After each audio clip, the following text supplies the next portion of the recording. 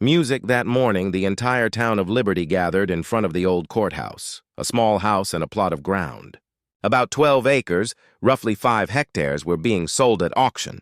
The opening bid, 12 cents. The assembly buzzed softly, then grew quiet. Nobody stirred. The prosperous merchants, the affluent livestock barons, they all remained still as stone figures. Only Gideon Hale, a rugged frontiersman in weathered attire, gradually lifted his arm. 12 cents, his gravelly tone echoed across. Every face pivoted, but rather than jealousy, what shone in their stares was compassion, as though the fellow had deliberately walked into a snare without escape. "Do I have any bids above that?" The auctioneer shouted, his words bouncing uneasily. Silence reigned. The hammer struck. Thud.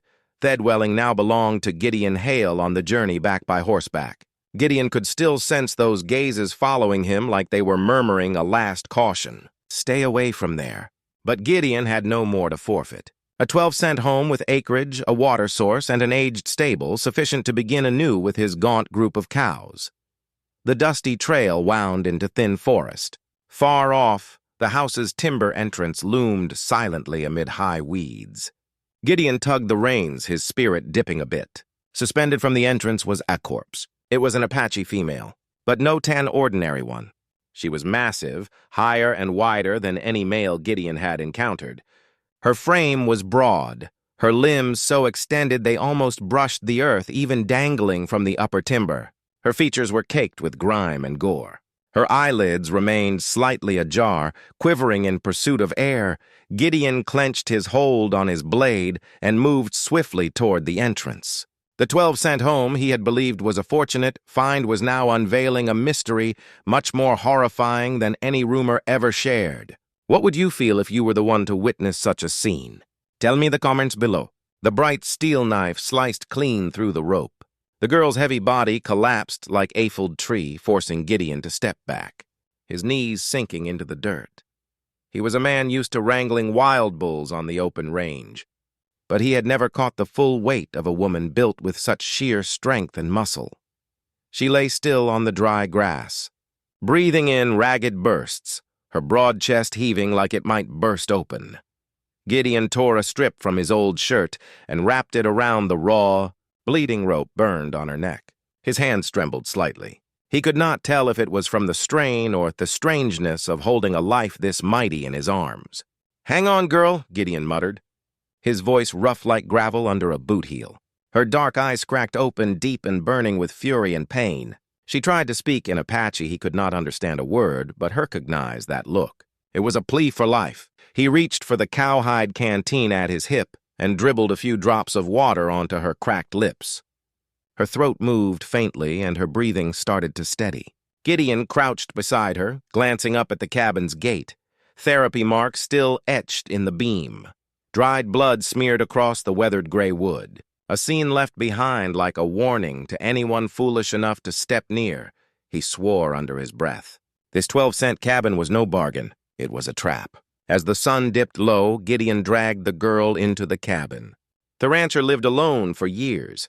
Little wooden house was thick with dust. Its windows boarded shut, but the floor was solid and cold ashes still lingered in the stove. It did not feel like a place left untouched for 15 years, as the town rumors had claimed. He laid her down on a worn wooden table and pulled a blanket over her shoulders in silence. Gideon studied her face. She was not a stranger.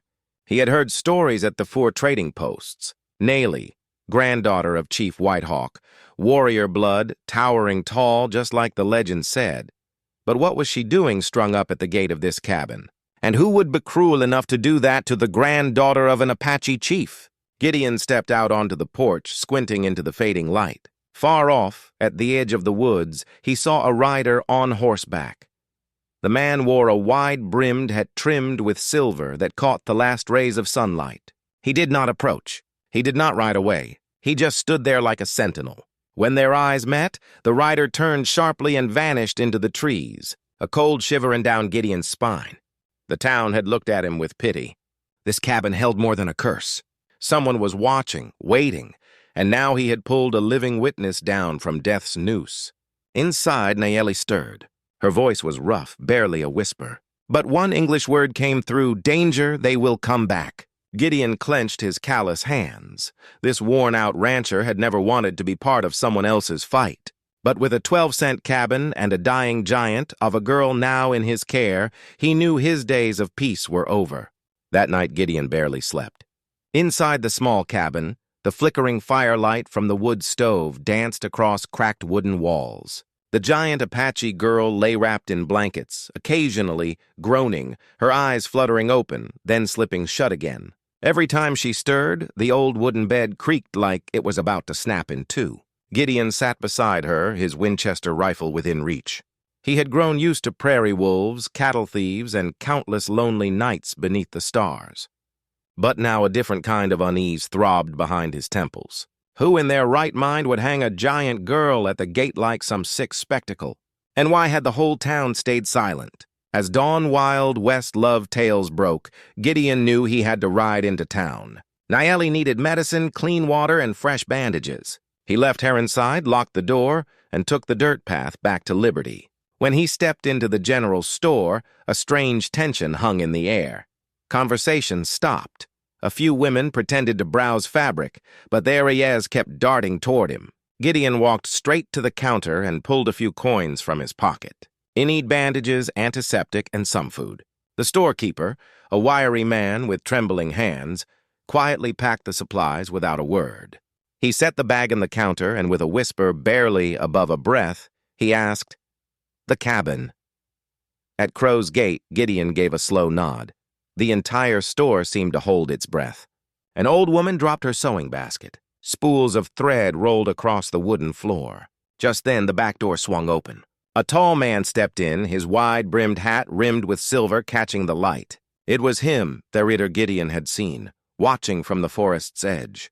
His gaze was sharp as a blade, his callous hand resting near the grip of his gun. "Fletcher Knox." He introduced himself, voice as polished wood. "Heard you made an interesting little purchase." Gideon said nothing. He gave a curt nod, his silver-gray eyes cold. Fletcher dropped a leather pouch onto the counter. It landed with a heavy Wild West love story thud. The unmistakable clink of metal inside. $500, that is thousands more than what you paid. "Hand the cabin over to me tonight." The store went still. The shopkeeper flinched, dropping a glass jar of preserves. It shattered across the floor. Everyone in that room knew what that cabin was, and now they were waiting to hear what Gideon would say. Gideon's hand tightened on the saddle strap slung over his shoulder. His steely eyes locked on Fletcher. $500 for a rotting shack. "You must be buying something else." Fletcher smiled.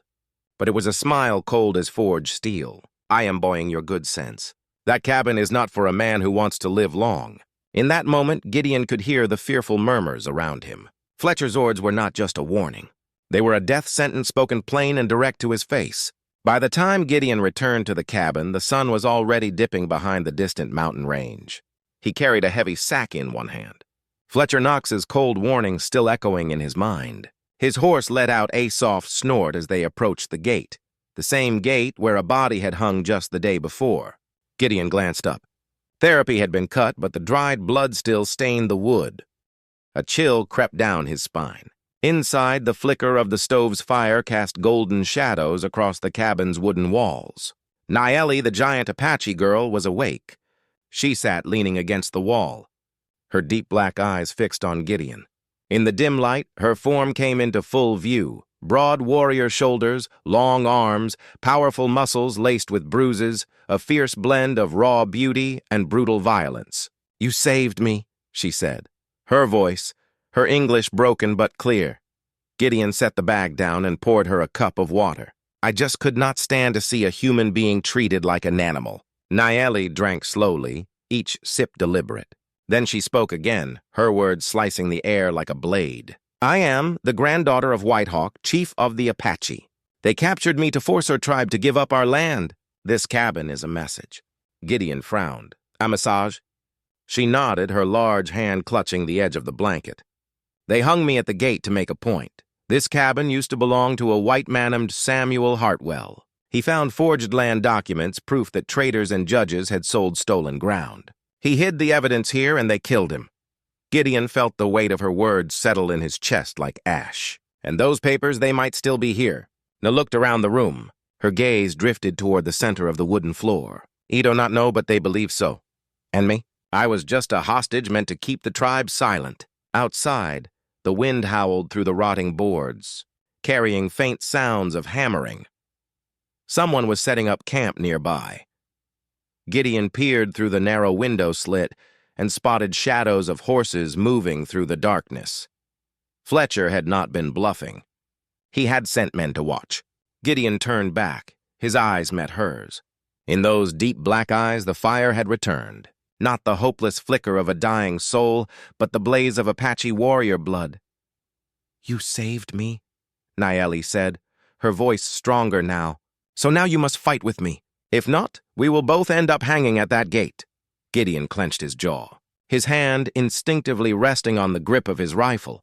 He was just a weary rancher looking for a quiet place to settle with his scrawny cattle. But now this 12-cent cabin had become a gateway into a storm of blood and fire. "Thank you for being here," he said. "If this story stirred something in you, memories of old days, dusty evenings, the echo of hooves pounding in your chest, go ahead and subscribe to my channel so that every day we can sit together again. And I will tell you another story from the West." Night fell fast, like a velvet curtain drawn tight across the prairie. Gideon sat by the window, his Winchester laid across his knees, eyes fixed on the blackness beyond the gate. The fire in the stove had died down, leaving only faint embers casting Nayeli's shadow across the cracked wooden wall. She was sitting up fully now, her eyes glowing in the dark like a flame refusing to die. From the distance came the sound of hooves, heavy, slow, and rhythmic like a funeral drum. Gideon squinted. Silhouettes lined the hilltop. Torches burned bright, and the wind carried the raspy laughter of men. Then a voice rang out cold as a blade. "Gideon Hale, come out and talk like a man." "That cabin ain't yours," Fletcher Knox. He stepped from the shadows, silver-rimmed hat gleaming in the firelight.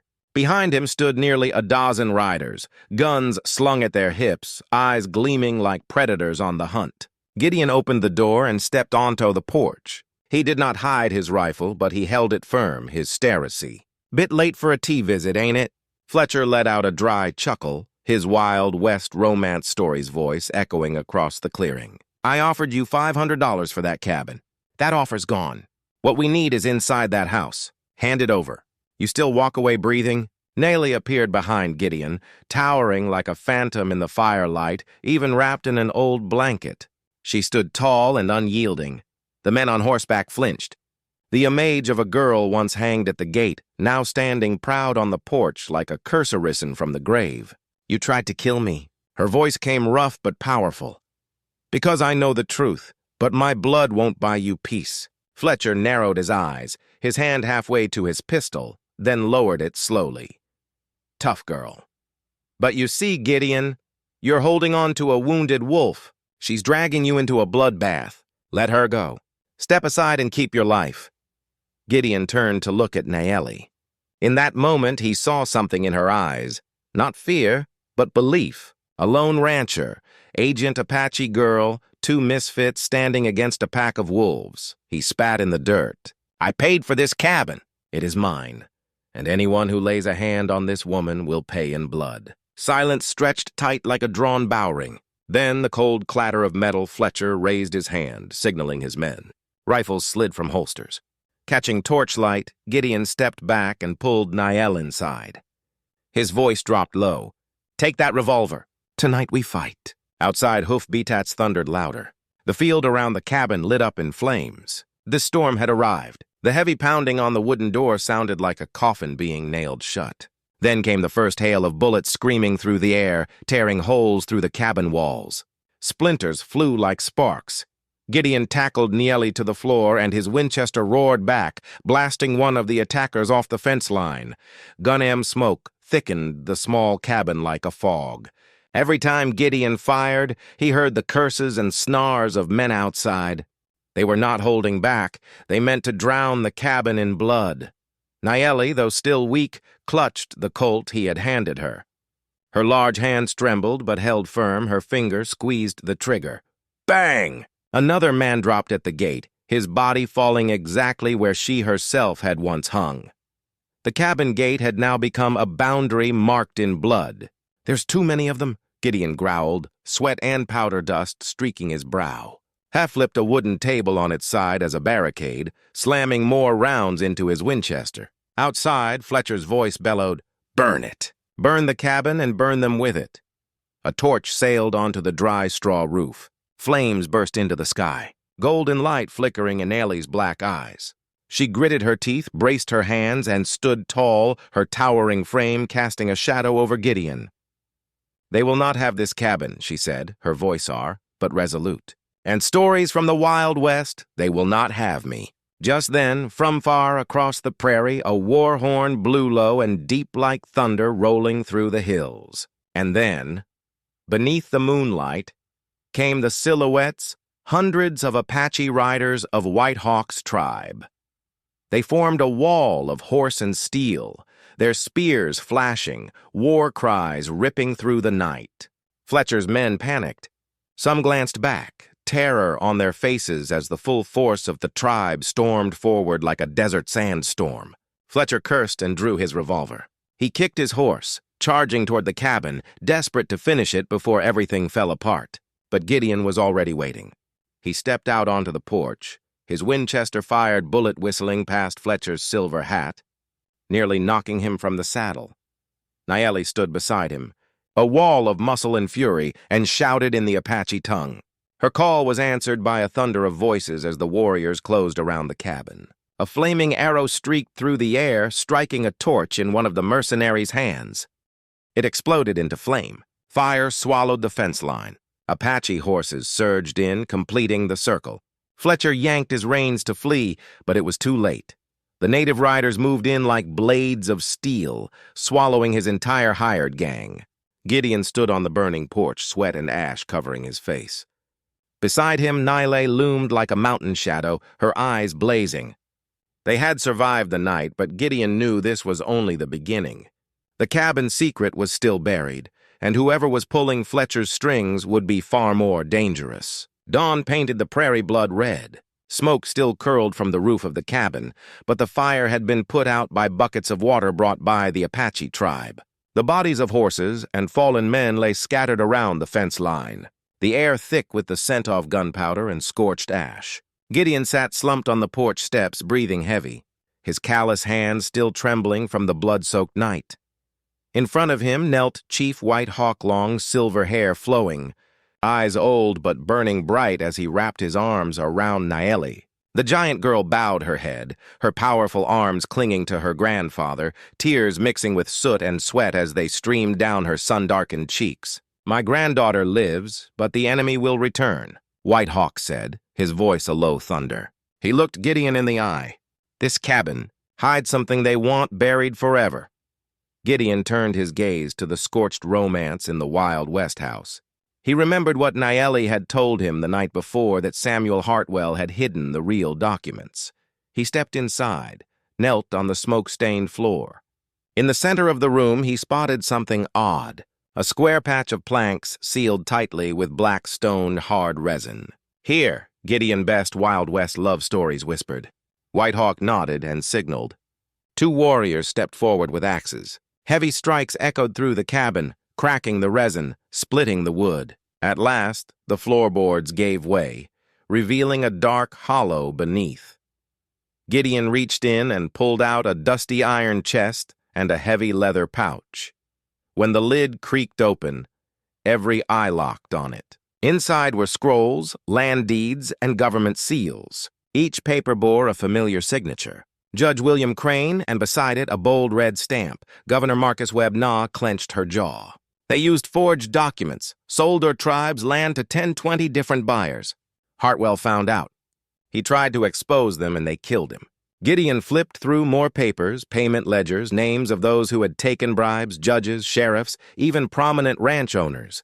The sums were massive, tens of thousands of dollars. The air grew heavy. Every word on those pages was a blade aimed at the throats of the powerful across 3 counties. "Now you understand," White Hawk said quietly. Fletcher was just a hound.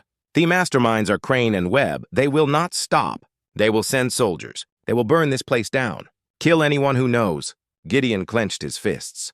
His 12-cent cabin turned out to be aggravator of secrets and a spark that could set fire to an entire rotten empire. He looked at Naeli, still shaking but proud. Then to Whitehawk, his old eyes heavy with the sorrow of Astalan people. "They wanted to silence you," Gideon said, voice hard as stone. "But now I know the truth too, and I swear this cabin will never be a grave again." That afternoon, the prairie wind rose fierce and wild. Dark clouds gathered overhead, heralding a coming storm. Gideon tightened the saddle straps. Winchester slung over his shoulder while Neely and the Apache warriors set up a defensive perimeter around the cabin. Everyone knew the forces of Crane and Webb could arrive at any moment. The sound of hooves thundered from the distance, loud, relentless, like rolling drums. Hundreds of riders appeared on the horizon, cloaks billowing, rifles glinting. At the front row, Judge William Crane, face hard as stone, flanked by Governor Webb's soldiers. They stopped at the cabin gate, the same place where Naeli's body had once hung. "Sold our tribe's land to 10-20 different buyers." Hartwell found out. He tried to expose them and they killed him. Gideon flipped through more papers, payment ledgers, names of those who had taken bribes, judges, sheriffs, even prominent ranch owners. The sums were massive, tens of thousands of dollars. The air grew heavy. Every word on those pages was a blade aimed at the throats of the powerful across 3 counties. "Now you understand," Whitehawk said quietly. Fletcher was just a hound. "The masterminds are Crane and Webb. They will not stop. They will send soldiers. They will burn this place down. Kill anyone who knows." Gideon clenched his fists. His 12-cent cabin turned out to be aggravator of secrets and a spark that could set fire to an entire rotten empire.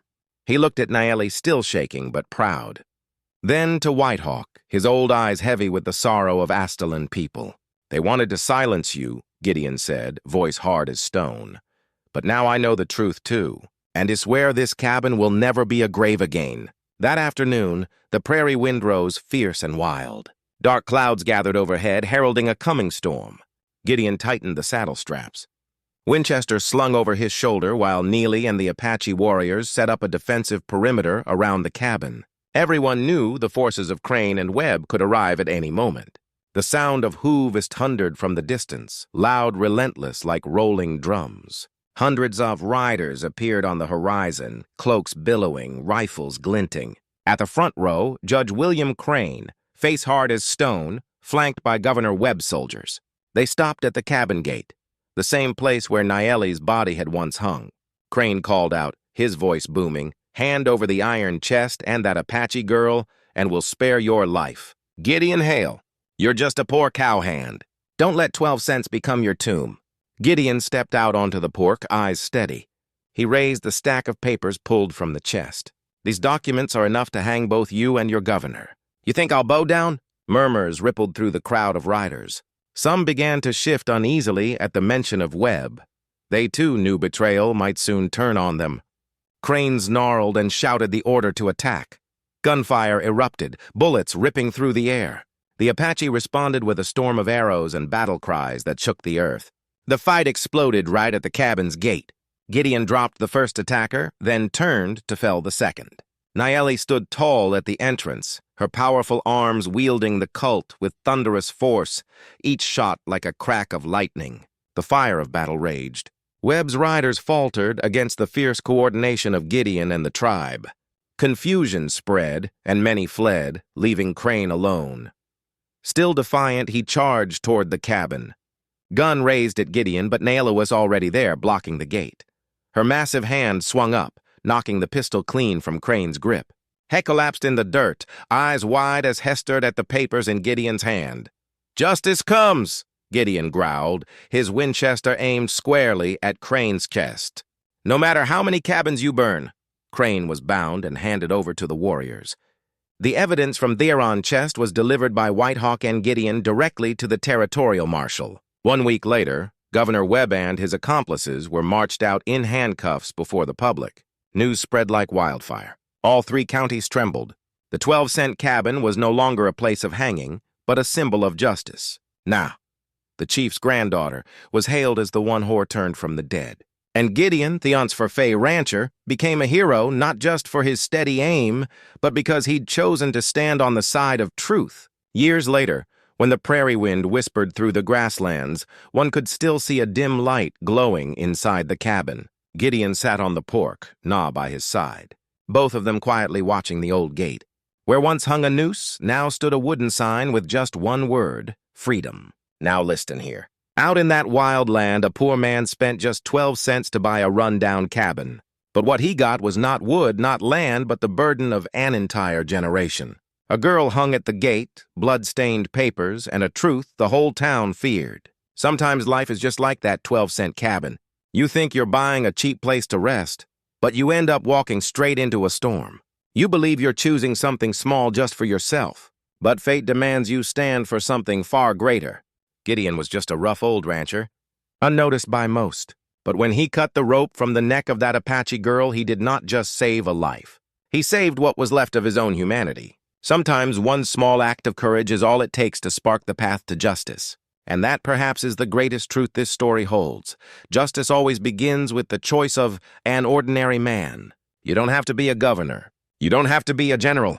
You just have to be willing to say no to what is wrong and stand beside those who are too often left alone. A Vina-broke rancher can shift the weight of an entire land out west where gunfire and dust decide fate.